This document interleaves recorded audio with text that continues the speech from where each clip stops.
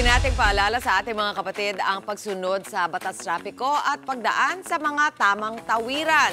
Pero hinaing ng ilan nating mga kapatid, paano naman daw kung pahirapan sa tamang daan? Alamin natin yan kay Traffic Tito Mondi Lopez na nasa Kapulong Street sa Tondo. Tito Mondi, serious ba tayo today? Ano ba ituturo mo sa amin dyan? Pwede rin may konting sayaw. Yes, Mami Chiki! Ganito muna ang ating start natin. Lukso-lukso lang muna. Good morning sa Mami Chiki. Kita nyo naman, ang daming bubog. Delikado tayo. So, konting baby steps. Ayan, oh. Up, up, up, up. Akala ang dami. Delikado. Team commute na dumadaan dito sa R10. Kaway-kaway, sabay mag-ingat tayo. Dito nga, makikita nyo, napakadaming bubog at amoy na amoy natin yung pagsisigaw ng mga kapatid natin dito.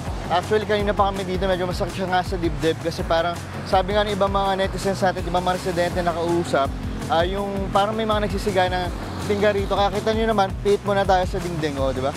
Ang itim, di ba? Tapos ito, yung makikita nyo na Kapulong Footbridge, ito nga yung nirereklamo. Nakahapon dito, may naglinis sa Department of Public Safety natin na sa City Hall ng Maynila. Naglinis sila kahapon. Pero kita naman, ngayong side na to, pero marami pa rin kalat. Ang problema nga ng ating mga residente, o communities natin, hindi nila magamit din yung footbridge kasi nga, kita nyo naman, sabi na tinutulugan nga daw to ng ibang mga nandito.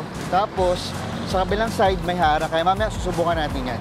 At ito naman doon sa area na ito mga papuntang sa Pasay at Nabotas, may sasakyan man pero mabilis naman yung daling trapiko. Maluwag, pero kawawa nga yung mga motorista, kawawa yung mga residente, kawawa yung mga tatawid, kasi nga wala silang tamang tawiran. Kaya mamaya, eto, balik ka. Ops, eto ba ulit? Pakita natin. Ayan, ang dami ng bubog, delikado. Baka tumalsik. Yan natin subukan mamaya. Sa pagbabalik natin. Back to studio. Oops! Mag-ingat ka dyan, Tito Mondi, pero sige, isayaw mo lang para mawala ang pagka-aburido ng mga tao dyan dahil sa basura nga hindi magamit yung footbridge. Balikan ka namin mamaya, Tito Mondi.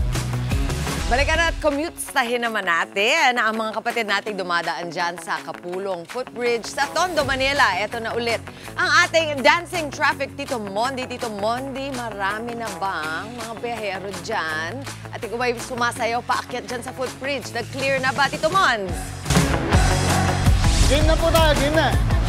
Game na po yan, game. Game na! Sayaw na daw! Game na!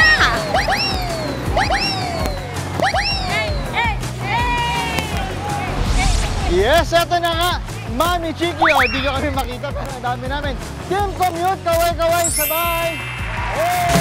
Eto na ang challenge dito dahil nga walang tawiran sa Kapulong Footbridge. Kasama natin ang Team Tupad. Kaway ulit, Go pa! Di ba tayo pwede tumawid? Dahil go, bakit pa tumawid? Kumustahan muna tayo. Ma'am, di ba? Nakaano pa eh. Go ba? O hindi pa, stop pa. Stop! Go ba? Pwede na raw. Woo! Tuloy na ba? Okay! Tuloy na pala. Eto, sakto. Ma'am, tuloy na kita. Ano pong masasabi niyo po rito na wala tayong ibang tawiran? Ano po? Ano pong masasabi niyo na dito yung tawiran natin? Ayoko! Bakit pa tayo? Ayaw niyo. O, sino na lang? Ikaw, ma'am, ano masasabi niyo? Ayan, ma'am, masasabi niyo wala tayong tawiran na tama dito ang tawiran. Ano masasabi niyo? Ano po yun? Ulitin ko po.